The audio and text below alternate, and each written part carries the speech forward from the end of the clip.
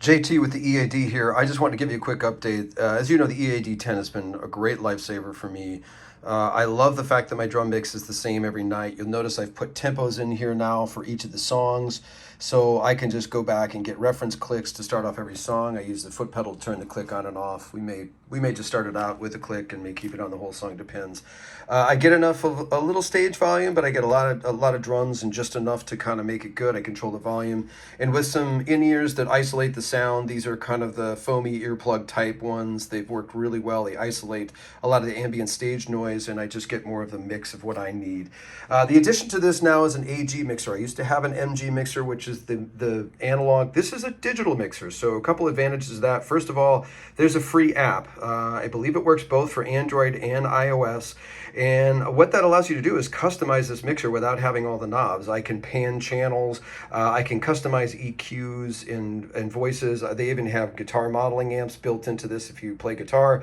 So what I'm doing with this now, and what I like about this more than the MG mixer, the way it helps me in my everyday, what I do, typically I'm pulling an XLR out of a monitor, a powered speaker to get a mix of the vocals. That's really my purpose or focus with this channel.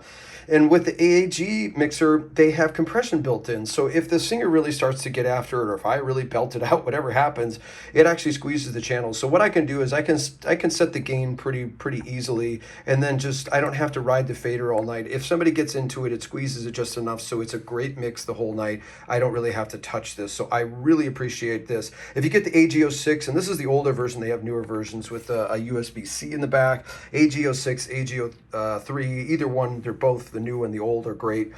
And then in this, you can see I have the drum track just coming in, I'm sorry, the EAD10 just coming in here, and that is, I'm just panning this left because we're playing with tracks now. So if one of the things that's interesting about playing with tracks is, of course, I can't have everything in stereo. So if we're just playing the Supersonic LA gig and not the Coldplay USA gig with the tracks, I can just run stereo here. As soon as I have to add tracks, I flush this channel left and I flush this channel left. And what's cool about the app is it allows me to save settings, like I have with track and without track. So I can just save that settings in the app, which is really handy. And then what I'm doing is bringing in the tracks through this as well. So I'm actually running all three channels of this thing, which is, I didn't even know I need to do this, and it's just kind of adapted to whatever I do. So I'm just plugging this into the back of the mixer. You can see it's a barn door type USB type B.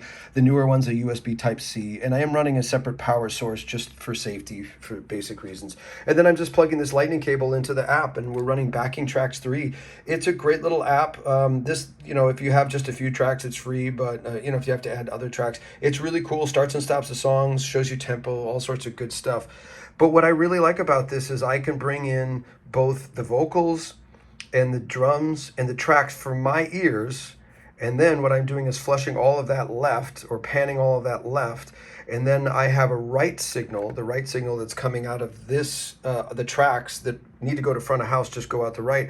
So the only accessory I need is a DI box. I send the right channel here out to a mono DI box, and then that goes to the front of house. And it's worked brilliantly. The mixer sounds great. I don't feel there's any, it has enough gain to it that we can send it out. And of course I can, this is how much I can send from the track, and this is how much I hear of what I hear. So it's been a great addition to the family. I love the compression. I love the fact that I can customize and squeeze channels and do all sorts of good stuff. And it's allowed me to really just be more dynamic, even though I'm playing with tracks now. You can use this with a computer, an iPad, whatever you have. I'm using it I like having the iPad. I think it's just a little bit easier for me to manage and not lose, and it's just smaller. And then, what I get in my mix is exactly what I need as well. I have control over that, and it doesn't interfere with what I'm sending in front of house. And then, of course, if I don't have the tracks, I just can leave this open, and I can use a stereo mix for the EAD10.